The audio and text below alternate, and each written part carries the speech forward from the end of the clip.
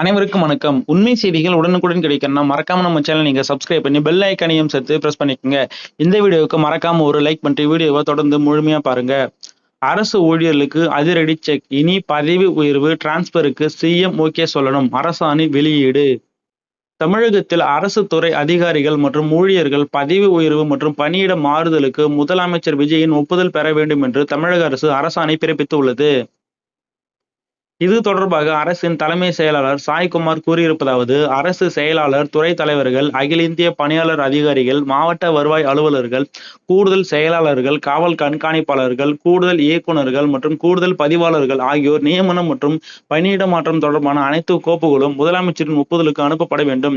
இதேபோல சட்ட அலுவலர்கள் நியமனத்தில் அரசு தலைமை வழக்கறிஞர், கூடுதல் அரசு தலைமை வழக்கறிஞர், அரசு பிளீடர், அரசு வழக்கறிஞர் உள்ளிட்ட உயர்நிலை பதவிகளுக்கான நியமனங்களும் முதல்வரின் ஒப்புதல் கட்டாயமாக்கப்பட்டுள்ளது.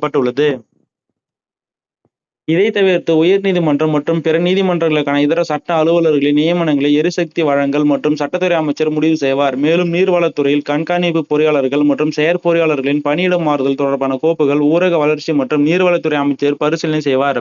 பொதுப்பணித்துறையில் இதே நிலை அதிகாரிகளின் கோப்புகள் பொதுப்பணிகள் மற்றும் விளையாட்டு மேம்பாட்டுத்துறை அமைச்சர் முடிவு செய்வார்.